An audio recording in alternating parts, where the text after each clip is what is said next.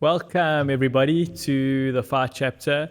This is my first episode ever. I'm very excited. My name is Matthew Leishing, gym owner, promoter, and professional boxing trainer. Our studios happen to be in my very gym, in the ring, which is really cool. And what's even better is my first guest today is my beautiful fiancé, Nicola Lubbe. She owns Nova Core, Pilates, Reformer, and Bar Studio. And it's great to have you on, Nix. Thanks for having me. We thought today we would cover a few topics on, which can be quite interesting on how couples are together in the fight business, how it's been for Nix. She's been with me for nearly 11 years, how it's been her journey in the fight business, coming from a ballet background. Sometimes the fight business affects people closest to them more than we think, so we're going to touch on that topic. We're also going to touch on the topic where Nix has her own passions in life, and she's not involved with me in the fight business, and she has her own passion, and we want to touch on how our lives are. We have our own roads and our own paths, but we also want to touch on how they came together and how we work as a couple between running our two businesses, having completely different businesses, and also working together at the same time. And also we'll touch on a few memories. As Nix has been with me from my first gym 10, 11 years ago. So yeah, she's been through a lot with me, and I thought it would be just great for us to touch on, these topics. And how does it feel for you to be on my first episode, Nick? Yeah, listen, you and I, obviously we've been together so long. We've walked so many things, or so many business ventures together. So this is nothing new. I'm like, yeah, sure, I'm game for anything. So yeah I'm open to it. I think it's going to be quite refreshing to have a female on your podcast, especially for the first one, considering the fight game is male dominant. So I think maybe this is a little bit unexpected for people, but I think we'll touch on some really interesting things, and I think women, in my perspective within the fight world, might relate to it and find it interesting. Yeah, definitely. So the first thing, I suppose, the first topic we can sort of discuss is how it's been. When we met, you had never watched a boxing fight, a fight in your life, and how it's been, being in this world with me for the last 10 years. I can remember when we first met, I just opened my first gym in Bree Street. It was like a little shoebox, 80 square meters. And how from your perspective, how is it, being in this business and learning about it, something that was completely nothing you've ever experienced before we met? Totally. So obviously we grew up very, very, very differently. I'm English Afrikaans, you're English Italian. You grew up in Joburg, I grew up in Cape Town. So our upbringing around sport was very, very different. So my parents, or my dad specifically, never watched boxing. So we watched everything under the sun: rugby, cricket, tennis, whatever. But boxing was not a thing in my household, which is so crazy, because if we look at the history of South African boxing, a lot of famous professional boxers were from the Afrikaans community. And in your parents' era. Totally. But regardless, it just wasn't something that I was aware of. So obviously when you and I started dating and we got together, that was really my introduction to boxing. And I remember when we first started dating, you asked me a question about boxing, and I literally had no idea. And I literally asked my sister you said something like, name a famous boxer. And I was like, I don't know anyone. She couldn't even name Mike Tyson, I don't think. No, so I asked Nina, and Nina was like, Muhammad Ali. And I was like, okay, cool. And then I replied, Muhammad Ali, and you're like, see. So I was like, I literally had no clue. But obviously when you and I got together, then I started doing boxing for fitness. But obviously that was just to we were seeing each other, I was just doing what you were doing. But also at the same time, from you coming from a professional ballet background, you were always, I suppose, intrigued on the discipline and the what it takes. You've always been interested as you were an athlete yourself. Totally. So I suppose that side of things wasn't new to you. No, at that time when obviously I was introduced to boxing, I was still training and dancing at a professional level, and I was using boxing as like cross conditioning, and it like really helped with my dancing totally. So yeah, that was initially the reason why I started doing it for fitness. But yeah, I think how I am involved in the sport and like as a partner of you today is I don't do boxing for fitness anymore. I'm just too busy, and I have other passions and all that. But I think a lot of people are always surprised to know how much I know about. Even you are surprised. So I think it's just because boxing is in our household. It's on all the time. When I agree to marry you, I agree to marry boxing as well. Whether or not you are working professionally in the boxing world or the fight game, it will always be a part of your life because it's such a deep passion for you.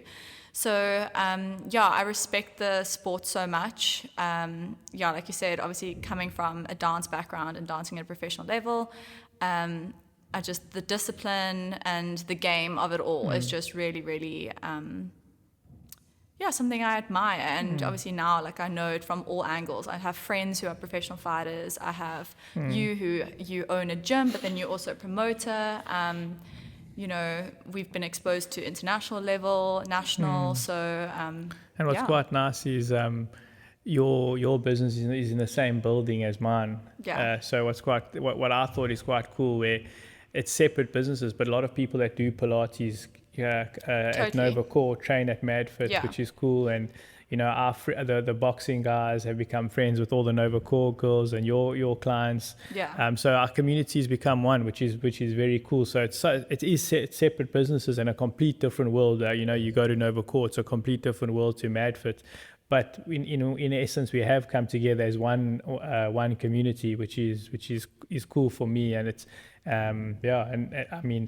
a lot of clients also, what's quite nice is how they cross train, Totally. So I think from that perspective, that's been really cool. And it was very unexpected, having our two worlds so separate, but also, they are intertwined in a way. Well, boxing and Pilates actually go way back. Pilates was created by Joseph Pilates, and this was like over 100 years ago, and he was a avid boxer as well. And the Pilates method was actually created for soldiers and men, and it only developed in years, and it went to dancers, and predominantly now it's a female dominant industry. Obviously it's both genders, but predominantly. But I think that's a big misconception, and I think that it's just so funny that I'm now Pilates and you boxing, but it just had this unison over 100 years ago. So, definitely. The two definitely and go still hand in hand. A lot of top athletes, boxers, football players, a lot of them are using reformer Pilates. Oh, totally. Now with the FIFA World Cup being on, there was that list that I saw of all the professional soccer players who are doing reformer Pilates as part of their cross conditioning. And I mean the amount of men who do Pilates in addition to whatever they sport, whatever it is they do, it's a lot, and I think that's a big misconception. For sure. For sure. I think it's similar in boxing, where I think people think this gym is just a stereotypical, you must be a tough guy, come here and get punched in the face, but things are changing a lot. We have a lot of female clients here, a lot of guys and clients that never ever get punched in the face. They're here just for 100% fitness, and they're part of our community, and like we spoke about, community is so important, and the community you building with Nova Core and what we're building here at MadFit, it's just amazing. The gym, 5-10% of my gym is fighters, maybe less. The rest, it's all community building, people that are looking for fitness. So I think it's been a great journey for us, and we just got to keep building.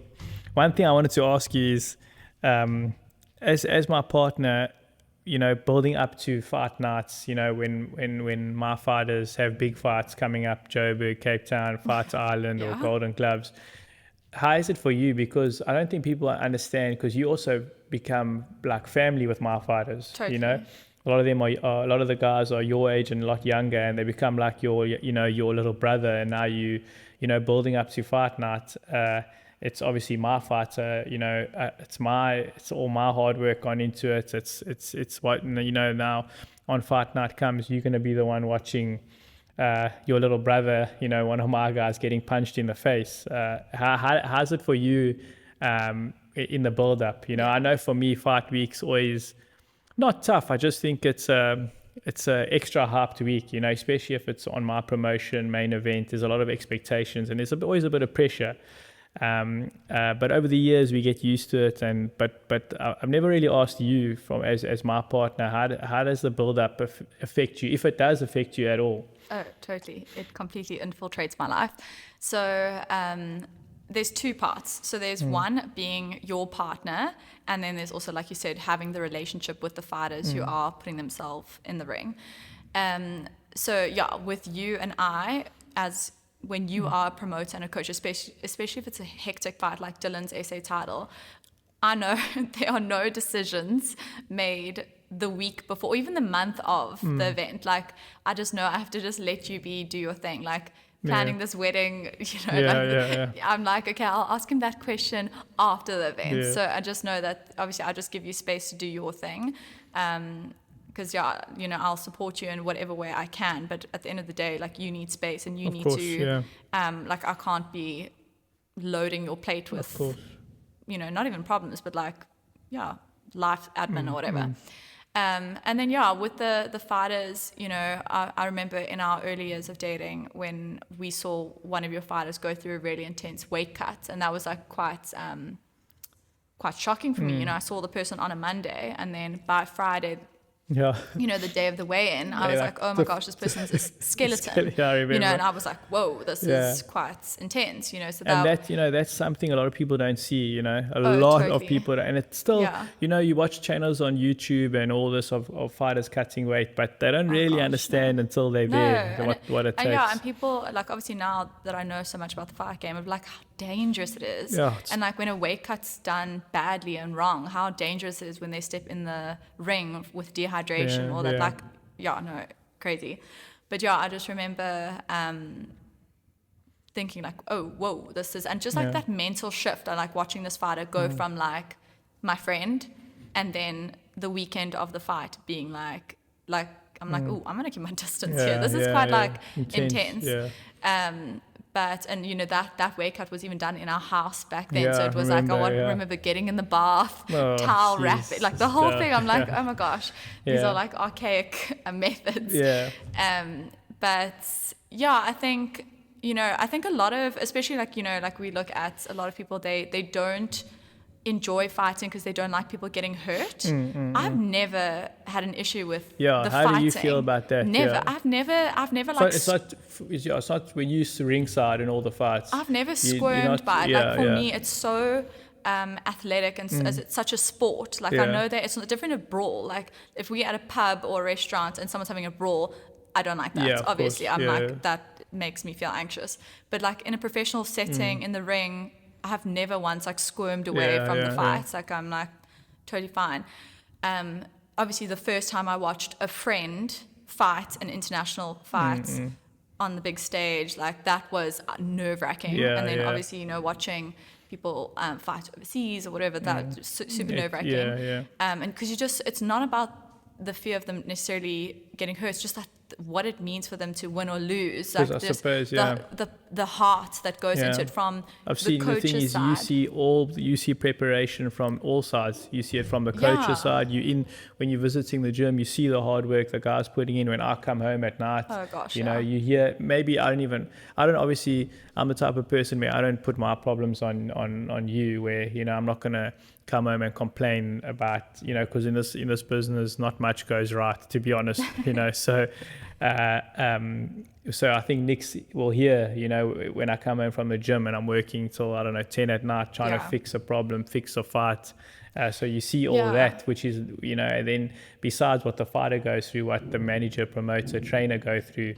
So you do see it from all angles. It's such a crazy sport, and I sometimes think it's such a cruel sport because you could do everything right. You could have the most perfect camp, the most perfect weight cut. You could have like the night is perfect, everything. And then just you get dropped or something happens, or like maybe divine intervention is just like, this was not meant for you, whatever. And you know what's funny? It is insane. You know, I've been in the game my whole life, and the one thing you said to me which stayed with me, you're like, Matt, stop trying to control the outcome of a fight, because every time a fight happens, it's so unpredictable. That's what, and I know that, but sometimes as a coach, you want to control the outcome so badly, but anything can happen. You know, a fighter can break his hand in the first round, the whole fight changes. You can get caught in a split second. Literally. No matter how, only thing we can control is obviously the preparation. Yeah.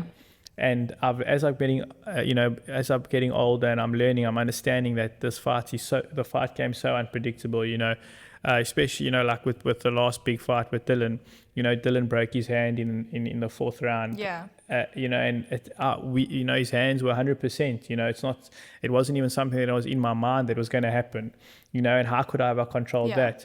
You know, so breaking his hand in the fourth round and fighting 6-7 rounds for an SA title with one hand. You know, I never expected that to happen. You got to change the game plan. And afterwards, I spoke to you about it, and you said to me, "But Matt, that's the fight game. You know, stop trying to control it." And it was an interesting thing for you to have observed from the outside. From someone who's not even in the fight world. Exactly. But now that's the thing. You know, and you say you're not in the fight game, but you've experienced so much being there. You know, totally. and that's what I love about our relationship is that I don't need.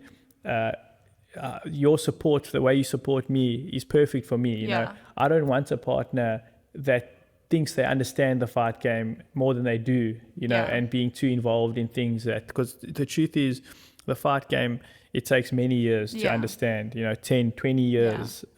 If you weren't born into it, it's a very difficult game to understand, but the way you support me is great from the outside, I think I think I have such a good understanding of what it takes and how it all plays out because obviously I dance at a professional level. Exactly. And I've also had dreams broken 100%, and crushed. 100%. When I believe in destiny and I believe in divine intervention as well. Like I've had moments in my ballet career that my dream was completely crushed, completely. Yeah. And you think, how cruel is this and why, whatever. And then, 10 years down the line, you're like, okay, I understand now why. Yeah. So I also believe, sometimes, maybe a freak incident happens and a fighter loses. And I just think that sometimes, I believe everything happens for a reason. I just feel like that was not meant for that person. 100%. So, I think with your role as coach and promoter and business owner, I have a lot of understanding, even though I've walked a very, very, very different life to you. The two, they have similar challenges. Yeah. One thing I wanted to ask is, what is the best fight, in your opinion, that we've watched together live? So I really enjoyed the Usyk and Fury fights. Okay, we'll do one on. Okay. So we should do one national, one international. One live, and then one that we've been there. Okay. Live, and then one we've watched on TV. Okay. So the one, obviously now this was my introduction to like real deal fighting. When we watched Don Madge versus Dave Mazzani, that was at Grand West. Yes. And it was EFC. EFC. Yeah. So obviously now that was 2000. That must have been 17 or 18. Yeah. I think maybe even 2017. Yeah. We'll have to find out. But, and obviously now this was MMA, it wasn't boxing. And this was like an international standard and it was a big fight. And obviously Don's your business partner, my friend, your friend. So that was quite intense. That was an intense first experience. I think obviously if I had to watch it now, I wouldn't have. That was your first, we were together about a year. Yeah, so that was your first big fight you watched live with someone That was nerve-wracking. But I think like if I think about, obviously in our life, we watched Tian fight for the SA title, and then now we watch Dylan fight for the SA title. And I think with Dylan, we have such a personal relationship with Dylan. I mean, he even lived with us during COVID. He's like a little brother. Yeah, exactly. So that was just like I wanted that so badly for him and for you. So I'm glad that he won, and it all came through, obviously. But yeah, that was intense. And he went the distance. So it was a long time to be stressed. I was biting my nails. It was a long time.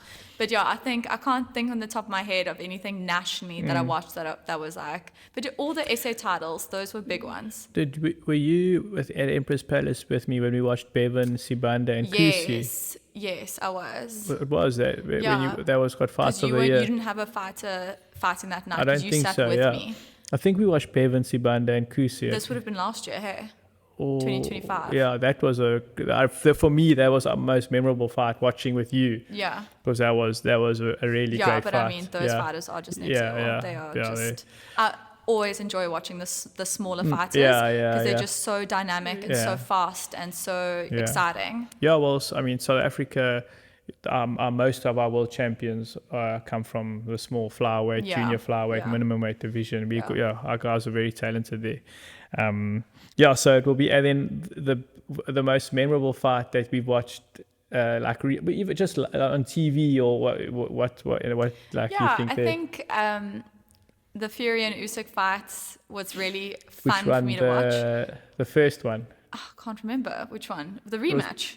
The rematch, I think so. The most recent one. Yeah. Because I love both of them as fighters. So it was like a hard one, you know, to pin the two against each other. So that was really exciting to watch and really interesting. I'm just trying to think what else we've watched.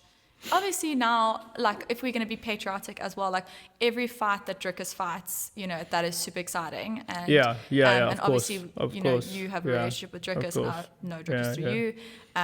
So, you know, it is always like a big thing watching a friend fight and watching. The thing is, you never wake up and watch fights, you know. Oh, yeah, but if it's so that's the next won't wake up at 5. But if Drickus is fighting, when Drickus fights, she wakes up and we watch, of course. The one thing I wanted to say also about our previous topic about boxing generally, the one thing, and fighting generally, I think the one thing that is also quite interesting, or, you know, just an interesting perspective is, you know, I think not many people realize, like, in the cruel method of the sport, you know, we watch a rugby team, we watch a soccer team, it's a team, it's a group of people fighting. If one person has an off day, it's okay, the team will carry you. But for fighting, it's that one person in the ring, like anything can happen. 100%. Exactly. So it's it's tough, especially when you've seen all the work that's been put in, you know. But I mean, it's been a great journey. I think you've been when my father won the WBF title, you were there. EFC, you were there. The one SA title with Tian, you weren't there because it was lockdown. Oh yes, I remember this. But obviously we were watching on TV and that was the worst experience. No fans. We had to sit. That was brutal. And also doing that camp through COVID, and we had to sit like a week before the fight. We sat in a bubble. That was a whole lot of bullshit. Like, how do you cut weight? How do you train in a bubble? How do you try get? That was terrible. Especially for fighters, and it was like 20 of us in one sort of bubble, so we never even had our own rooms. That was tough. That was tough. But you know, there was for an SA title, there was the first heavyweight SA champion from Cape Town in 100 years. So me and Tian wanted to just stick it out and get that achievement, and luckily we did. Totally. So you know, one thing sometimes I think about, obviously we're getting married next year, and you know, I think about when we have kids, you know, how I would think about my son in the fight business, you know. And I always think, like, what, in your opinion of if you have even and daughter, not just son and daughter, would you, in what capacity would you want them involved in the fight, if at all, in any capacity? Yeah, I think people ask me the exact same question when it comes to ballet as well. So for those who don't know, obviously I dance at a professional level, but I don't dance now, and I'm actually not involved in the dance world at all anymore. So I think for me as your partner, like, I would trust you to handle that, like, in the sense of I wouldn't want my child to fight professionally unless they were like insanely talented and it was like I said, divine destiny, intervention. It was destiny. Like, what can I do? You know? But I think And the same for a child who dances, I would let them do it recreationally, and I'd maybe do amateur or like pre-professional. Like, I think there's so much value in sport. I mean, listen, our 100%. children They're are going to train and they will do sport without a for doubt, sure. sport. Yeah. The tools that sport and just movement and exercise in general give you as an adult, and just we for us, regardless, just of motor skills, whatever. When we have someone who walks into your gym or at my studio, and you ask them what sport they did at school, and they say nothing, you can see in their movement, you can see there's no coordination. So besides besides like the motor skills that it gives you, just the discipline and sacrifice, I think that is character building to a T. I mean, that is why you and I have had such successful careers as well, is 100% because of that. For sure. Teaches Growing up you in people sports, skills. I think for sure our children will definitely be involved in the fight world. And listen, if my daughter wants to go into the fight game as well, cool. I'm all for it. I have no opinion on that. Look, I mean, from my side, I think my daughter or son, if obviously they'll grow up in the gym, they'll grow up watching fights, but for them to fight and step into a ring, one thing I can say is that I won't make it easy for them. No. I think there's something different about forcing your son to play soccer, forcing him to play rugby, because if he doesn't really want to do it on a Saturday morning, he can go play rugby and go play soccer, and if he's tired, they'll just substitute him, he'll laugh with his friends. But boxing on a Saturday, forcing him into a ring can be a terrible experience for him, for his parents, for everyone around him. So the fight game, like they say, you don't play the fight business, so it's very different to me. So like I say, I will never force anybody in the ring. You can't, because they've got to want it. They got to have that small little spark inside of them that they want it. And as a coach, you just feed the fire as they go. But you cannot force them to have that spark, and you can't force them to get in the ring. Because it's a different game, so what I'll say as well is you have seen it with boxing, and I have seen it with dance as well, with where their parents are involved in the sport and they are the coaches of their children, and how disastrous that can actually be. So for me, like, if we have a child and they want to be involved with boxing, I think they can train here, whatever, but I wouldn't want you to be their coach. I would send them somewhere else, because I think a lot of parents live vicariously through their children. It depends on the parent, Totally. I mean, look at Tyson Fury and his dad as well. I mean, the best coach that Tyson Fury could have would be his dad. So it depends on the relationship, so a lot of great fighters have come from the father-son coach duo a lot. Even currently, there's a lot of good fighters. Like Devin Haney, Teofimo Lopez, George Kambosos. Just off my top of my head, Boots Ennis.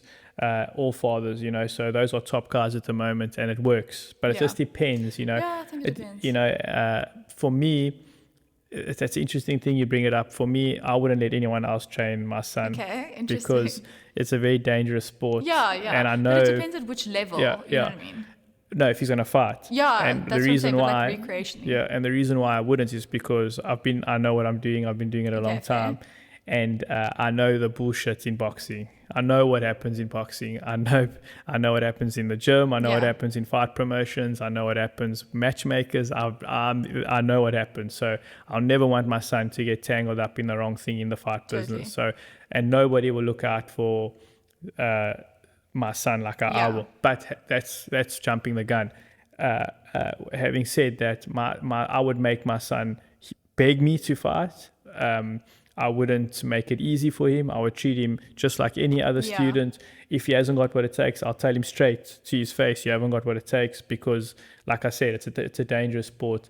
I think making it too easy for him or her could make them in a way delusional, thinking this is like soccer. I can just do this. Dad buys me gloves. Dad gives me sparring partners that can't hurt me. I'm great.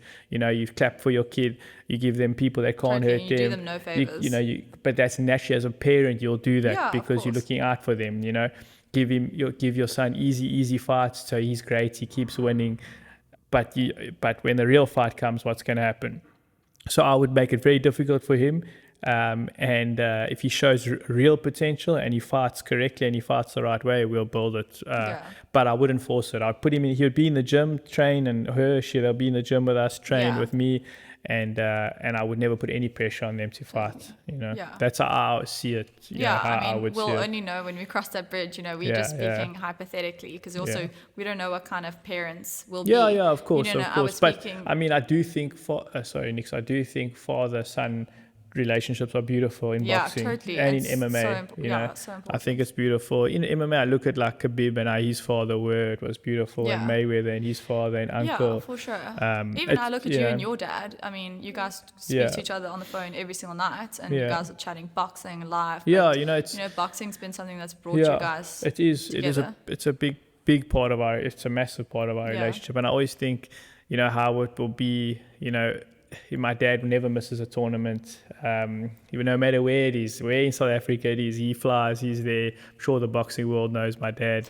And you're right, Nix, we share a massive, I don't know, when we're on the phone, I think 90% of the time we're talking about boxing. Yeah. And you know, he took me to the gym growing up, you know, and my uncle, and they showed me the ropes. Obviously it was in my family and my grandfather, and so if I look at it from that perspective, actually I'm in it with my father, you know. So I didn't even think about it in that way, like, because it's not something, it's just something we grew up with. So I remember my first ever memory in boxing with my father was he took me to a fight in, I think it was Rand Stadium in the south of Joburg, or Wembley, one of the smaller stadiums, and he took me he said, Matt, we're going to go watch professional boxing. I think I was 8 or 9, and we went to the back in the changing rooms, and there was a few fighters just, you know, chilling, waiting to warm up.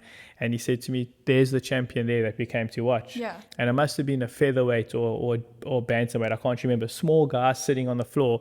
I looked at my dad, I'm like, why is he so small? That was my first, I never forget. And my dad said, no, he's the champion. I'm like, but I thought, like, to be a champion, you have to look like Mike Tyson. And that for me was like, just thinking back. And then I'll never forget, his trainer said he must get in and have a cold shower to wake up before and I remember that, and he got into the cold shower and he got out and he was like, put his kit on and stuff. And then another thing that sticks in my memory, when he put his gloves on, you see he hit the pads a bit, and then they said to me, and I said to my dad, those gloves look hard. And my dad said, feel them. And then I walked to him, and then he gave me a little jab on the forehead. He was like, you know, and then I went like this. I was like shocked. I'm like, these gloves are like bricks. Yeah. You know what I mean? I looked at my dad, and then this whole experience for me. And then he went out and fought, and we went and watched, and he lost. I think he got dropped with a body shot. But that was my first. And the crowd was going off, and that was my first experience of boxing. And I looked around and I was like, this sport's unbelievable, you know. And then when I was a little older, I went to the gym myself. But that story just sticks with me forever. Yeah. Me and my dad still talk about it to this day. Totally. So you be talking about father-son relationships in boxing. Okay, he's on my coach as a fighter, but we still have that relationship, and it brings us together. It's a beautiful thing. For sure. So So one thing that is also really interesting about the question of like children entering the fight game and all that, you know, I mean, you and I are very small people. Most likely, my son's definitely a featherweight. He's not going to be our kids are going to have to have really cool personalities, because I mean, they're going to be tiny. Well, there's been featherweights in my family for like 100 years. Yeah, but maybe, you know, for those who don't know, my dad's super super tall, and a lot of people in my family you never know. Maybe we've got a heavyweight coming up. A heavyweight, then he's definitely training. Yeah, definitely. You never know. I mean, God willing, you never know what card you might be dealt, but. So I think, just for what boxing did for you as a small kid growing up, like I think, you know, you have so much heart, in the sense of like you have so much fire in your heart. And, you know, we always, I mean, you know, we think about growing up, whatever, like you were a small kid, but you were never bullied ever, because no one messed with you. And also we joked, I mean, we spoke about this yesterday, how I mean, you are Italian and South African, and we were joking how with your Italian genes, like if you don't train, you just get small. You don't put on weight and get. We don't have. There's no fat people in our family. Literally, all that happens is you lose muscle and you just get thin. So, you know, like what boxing did for you growing 100%. Up as a child. Yeah, for sure. Like that's why I say our kids will definitely train. You know, the confidence. I mean, the confidence it gives you growing up, knowing how to just maybe look after yourself if you need to. The friends you make in the gym, which is quite nice, is they also most of the time they can also fight themselves. So when you in your teens, you're going out and you're going around parties, whatever. The 3-4 guys you with are most likely from the boxing gym. Yeah, true. So you're already, you're safe, and you're around confident people. That also the discipline it gives you. I think keyword, I like what you just said, confident people. I think confident, it gives you confidence. And I think the brotherhood it gave me was also amazing. Totally. Still to this day, the brotherhood I have in my gym with the guys, it's all through boxing. We're brothers, So that is very important for growing up. And I think a lot of guys that stayed in the gym just did less, the guys didn't do drugs and alcohol, and they were confident in themselves, and they knew what they wanted in training. So they didn't need to fit in with the crowd, and do drugs, do alcohol. That's why in my life I've never done alcohol, I've never done a drug, and I've never been a big drinker. And I believe that's because I had the confidence not to want to try fit in as growing up, and I think that's what parents don't talk about enough, is the confidence it gives you, where and also like we said, surrounding yourself with the right people, where the guys bring you to training, your mates are at the gym, you want to be there, you come to the gym bubble-us, it's not going to be accepted especially if you're surrounded by serious fighters or serious athletes in the boxing gym. They're not going to accept you coming there bubble-us. Your coach is not going to accept it, so it just instills those habits from you growing up through a teen up into an adult, and then you stay in the gym forever. So you're right. So that's what I'm saying. The fighting side of it for my son or our children one day won't be. It's a very small part. It's about the community, about the discipline, and also growing up. It's nice to see that you'll never be the big guy in the gym. There'll always be someone that can give you a clap. And I think as a man, it's good to understand that a lot of growing up, maybe you have a big mouth because you don't really understand what can happen to you. But when you're in a boxing gym, you see the levels to guys, and you see the levels to athletes and boxers, and you become more respectful as a man, and you sort of understand, if I get out of line, there's people out there that can put me in line very quickly, no matter how big you think you are, So I think that humility that boxing gives you is so important to take throughout your life, and that's the values that I would love to instill. And that's the values, never mind with our children one day, that's the values I instill in the youngsters in the gym now at MadFit, the 17, 18, 19-year-olds. The guys come to the gym when they're 16, they come late, they want to be fighters. And then I say, guys, come on time, respect your coach, and then I just see them start just loving this discipline and feeding into it and getting to the gym on time and seeing results and winning fights. And it's just happening as we speak. And the values that my dad taught me and my first coaches taught me growing up, I'm still using them today. And especially I think in this day and age with Instagram, TikTok, the youngsters are not understanding how to become a man, and not putting, they don't have people and role models around them putting them in the right direction. Now for them it's all about likes and clicks. No matter how you act like a doers so you can get likes and clicks, and that's what life's become. Not because humility and respect and all that doesn't get you attention, but it's a part of becoming a man. And I think the guys are understanding that, and the youngsters are too involved and too hell bent on attention. But the wrong of that's not going to get them anywhere in life. So I mean, we're having this conversation about children and all of that, and I think also my key thinking, or what I'm thinking about right now as we're having this discussion, is also about the future of careers. Right now we're in a world of AI and technology, and how so many safe jobs are being replaced. And I think if live entertainment, the arts, anything that is live cannot be replaced. So sport, I can't give you the community you get from a gym. No, but sport and the arts, and I think that in years to come, people are going to be seeking that out 100%. more. It's already happening. Yeah, totally. With already with the happening. world. You know, people that are working from home, you work from home the whole day. You want to, you know, you're isolated. You want to be part of a community. You want to look forward to coming to Pilates after work, boxing. Before, you know, you were a lot more in the office and you had your community there. But so it's already happening. And you're right. I think it's an interesting point that I think is just going to get, and there's going to be more and more. You know, there's more and more people that want a community and that are going to be looking for that. Well, this is what, you know, people always saying, like, learn a trade, because AI is not going to be 100%, fixing your plumbing or 100%. fixing your electrical work or whatever. Sorry, that was such a random tangent, but it's just really interesting. Something I was thinking about also, you know, support sports, support live arts. And, for sure. It's important. We can't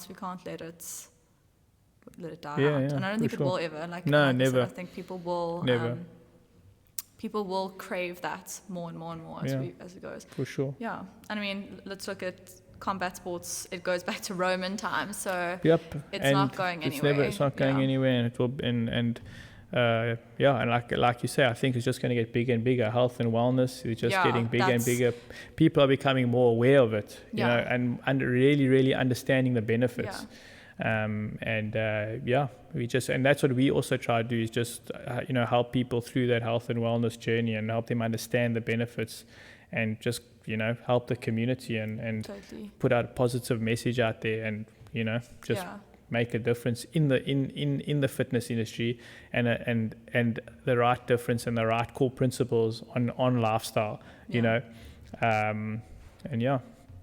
Thank you, Nix. Thanks for coming on. It was great chatting with you. I really appreciate you coming on as my first guest. Thank you guys for tuning in, and we'll see you for episode 2. I can't wait.